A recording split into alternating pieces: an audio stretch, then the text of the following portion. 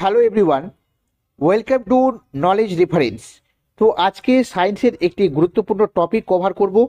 বিভিন্ন রোগ সম্পর্কিত জিকে, ইম্পর্টেন্ট ডিসিজ সম্পর্কে আমরা দেখে নেব, যা আপকামিং যে কোনো ডাব্লিউবিপিএসসির এক্সামের জন্য মোস্ট ইম্পর্টেন্ট।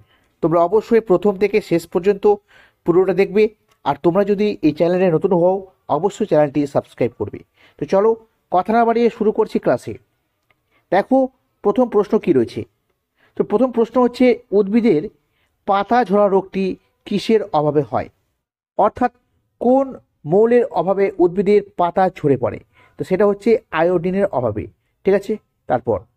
তারপরে দেখো, আয়োডিনের অভাবে মানব দেহে কোন রোগ হয়?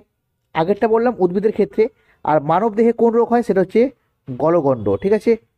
তারপর উদ্ভিদের ক্লোরোসিস রোগ কোন খনিজ মৌলের অভাবে হয়? ক্লোরোসিস, অর্থাৎ গাছের পাতা হলুদ হয়ে যাওয়া, এই রোগটিকে বলা হয় ক্লোরোসিস রোগ। তো এটা হয় মূলত লোহা এবং ম্যাগনেসিয়ামের অভাবে। ঠিক আছে, এরই দুটো হচ্ছে প্রধান। এছাড়াও রয়েছে নাইট্রোজেন, জিঙ্ক, মলিবডেনাম, ম্যাগনেসিয়াম, ঠিক আছে, এই ম্যাঙ্গানিজ, ঠিক আছে, ইত্যাদি। তো মনে রাখবে প্রধান হচ্ছে লোহা এবং ম্যাগনেসিয়াম, এই দুটো হচ্ছে প্রধান। তারপর কোন খনিজ মৌলের অভাবে রক্তাল্পতা রোগ হয়? মোস্ট ইম্পর্টেন্ট, কোন খনিজ মৌলের অভাবে রক্তাল্পতা রোগ হয়? এটা হয়ে যাবে লোহা। ঠিক আছে।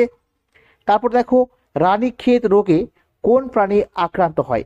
রানীক্ষেত রোগে কোন প্রাণী আক্রান্ত হয়? তো পোলট্রি। ঠিক আছে। তারপর দেখো, বায়োপসি পরীক্ষা করা হয় কোন রোগে? বায়োপসি পরীক্ষা এটা করা হয় ক্যান্সার রোগ নির্ণয়ে। ঠিক আছে, ক্যান্সার রোগ নির্ণয়ে বায়োপসি টেস্ট কিন্তু করা হয়, মোস্ট ইম্পর্টেন্ট। তারপরে দেখো, এলিসা টেস্ট, এটাও ইম্পর্টেন্ট। এলিসা টেস্ট করা হয় এইডস রোগে। ঠিক আছে, এইডস রোগে। এবং লিঙ্গ নির্ধারণে মনে রাখবে ডিএনএ টেস্ট করা হয়। তাহলে ডিএনএ টেস্ট করা হয় লিঙ্গ নির্ধারণে, আর এলিসা টেস্ট করা হয় এইডস রোগ নির্ণয়। তারপর দেখো, কোন রোগের প্রতিষেধক হিসেবে হিপ টিকাকরণ করা হয়? হিপ টিকাকরণ করা হয় নিউমোনিয়া রোগে। ঠিক আছে। তারপর দেখো, কালা জ্বরের বাহক প্রাণী কারা? তো কালা জ্বরের বাহক প্রাণী হচ্ছে ফ্লিবোটোমাস স্যান্ডফ্লাই, বা যাকে আমরা ছারপোকা নামে পরিচিত, ছারপোকা বা ফ্লিবোটোমাস স্যান্ডফ্লাই। ঠিক আছে। তারপরে দেখো, প্লেগ রোগের বাহক প্রাণী, প্লেগ রোগের বাহক প্রাণী হচ্ছে র্যাট ফ্লি বা ইঁদুর। র্যাট ফ্লি বা ইঁদুর হচ্ছে প্লেগ রোগের প্রধান বাহক। তারপরে দেখো পরবর্তী প্রশ্নগুলো, ম্যালেরিয়া রোগের বাহক প্রাণীকে? তো ম্যালেরিয়া রোগের বাহক প্রাণী হচ্ছে স্ত্রী অ্যানোফিলিস মশা। তোমরা সকলে জানো স্ত্রী অ্যানোফিলিস মশার দ্বারা কিন্তু এই ম্যালেরিয়া রোগটি কিন্তু বাহিত হয়। তারপরে ডেঙ্গু রোগের বাহক প্রাণীকে? তো ডেঙ্গু রোগের বাহক প্রাণী হচ্ছে এডিস মশা। ঠিক আছে। তারপরে ইয়েলো ফিভার, বা যাকে আমরা জন্ডিস রোগ বলে থাকি, তো এই ইয়েলো ফিভার বা জন্ডিস, বা এছাড়াও রয়েছে পিত জ্বর। ঠিক আছে, এর বাহক হচ্ছে এডিস ইজিপ্ট, অর্থাৎ ইজিপ্ট। ঠিক আছে, এডিস ইজিপ্ট।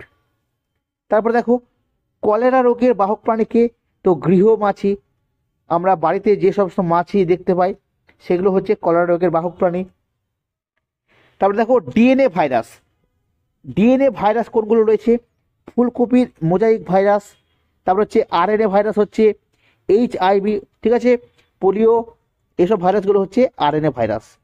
তারপরে ফাইলেরিয়া বা গোঁদ, এছাড়াও এলিফ্যান্ট ফুডও বলা হয়।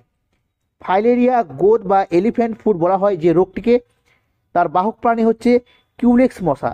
এই কিউলেক্স মশার কামড়ে কিন্তু এই ফাইলেরিয়া, গোঁদ বা এলিফ্যান্ট ফুড রোগটি হয়। তারপর যক্ষ্মা রোগের চিকিৎসায় ব্যবহৃত হয় কোন টিকা? তো যক্ষ্মা রোগের চিকিৎসায় ব্যবহার করা হয় বিসিজি টিকা। ঠিক আছে। আর এই বিসিজির পুরো নাম হচ্ছে ব্যাসিলাস ক্যালামেটি গুইরিন, ব্যাসিলাস ক্যালামেটি গুইরিন। ঠিক আছে। তারপর হচ্ছে ডিপিটি। ঠিক আছে, ডিপিটির পুরো নাম হচ্ছে ডিপথিরিয়া পার্টিসিস টিটেনাস। ঠিক আছে, এটা মনে রাখবে। পোলিও রোগের টিকার নাম হচ্ছে ওপিভি, অর্থাৎ ওরাল পোলিও ভ্যাকসিন।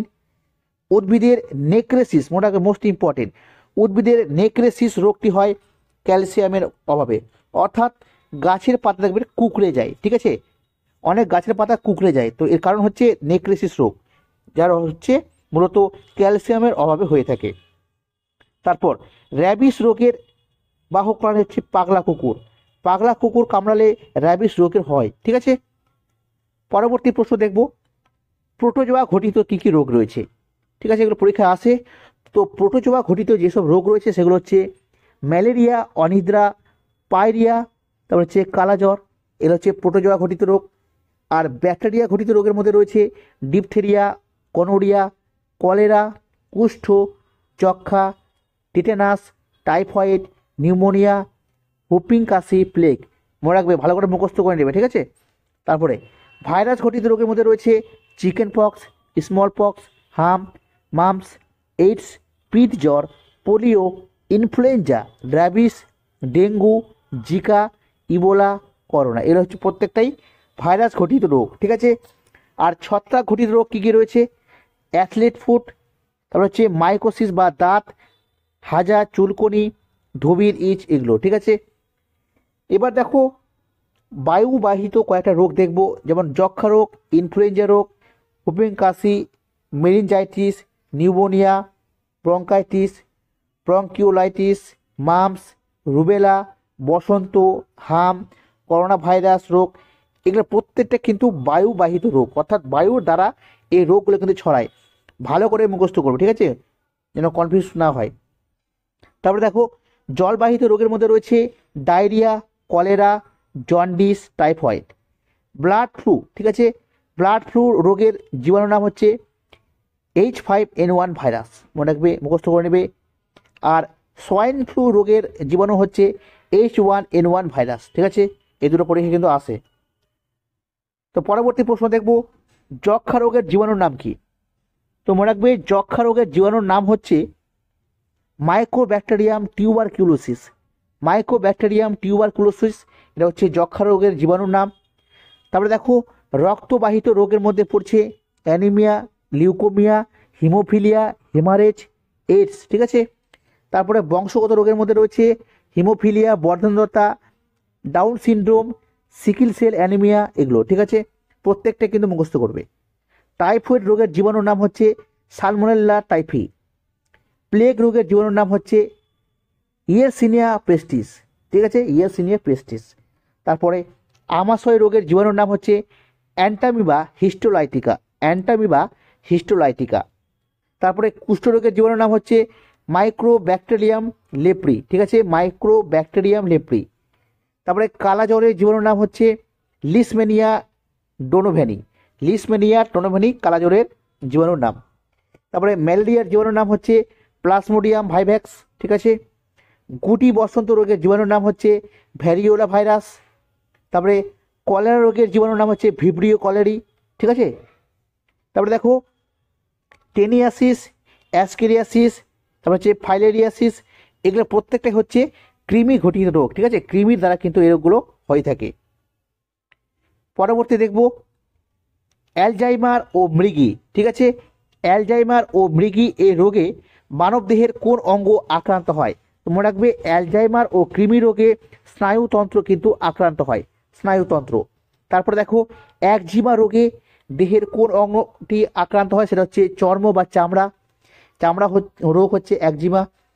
ম্যালেরিয়া রোগে প্লিহা, তারপর হচ্ছে ডিপথেরিয়া রোগে গলা, এগুলো কিন্তু আক্রান্ত হয়। যক্ষা, অ্যাজমা, নিউমোনিয়া রোগে ফুসফুস আক্রান্ত হয়। তারপরে রিকেট রোগ আক্রান্ত হয় হাড় বা অস্থি। ঠিক আছে, মেনিনজাইটিস রোগে আক্রান্ত হয় মস্তিষ্ক। জন্ডিস রোগে আক্রান্ত হয় যকৃৎ। ঠিক আছে, পায়রিয়া রোগে আক্রান্ত হয় আমাদের মুখের যে দাঁতের মধ্যে মাড়ি রয়েছে গোড়াতে, সেই দাঁতের মাড়ি। গলগণ্ড রোগে আক্রান্ত হয় থাইরয়েড গ্রন্থি। ঠিক আছে, চোখের রোগের মধ্যে রয়েছে মায়োপিয়া, কনজাংটিভাইটিস, তারপরে হচ্ছে ছানি, যাকে ইংরেজিতে ক্যাটারাক্ট বলা হয়।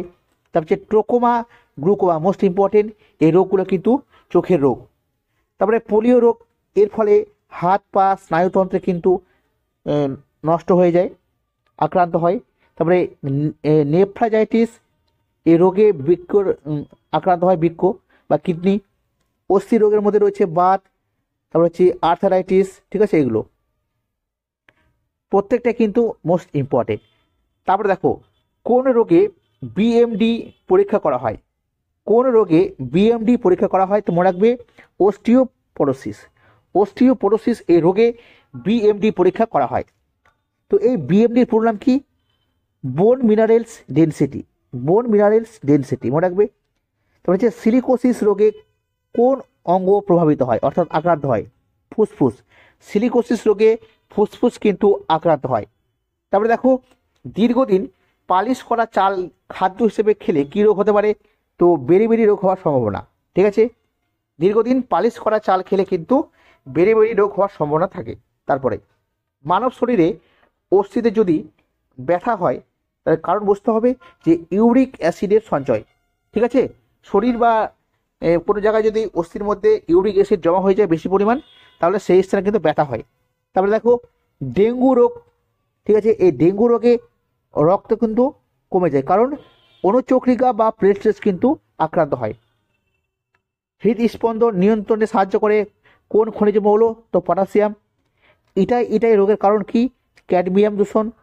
মিনামেটা রোগের কারণ কি? পারদ দূষণ। ব্ল্যাক ফুট ডিজিজ রোগের কারণ হচ্ছে আর্সেনিক দূষণ। Black lung. ঠিক আছে, ব্ল্যাক লাং এই রোগটি হয় কয়লার কণার কারণে, অর্থাৎ যারা কয়লার কারখানায় কাজ করে তাদের কিন্তু এই রোগটা হওয়ার সম্ভাবনা বেশি। তারপরে হচ্ছে এইচআইভি। এইচআইভির পুরো নাম কি?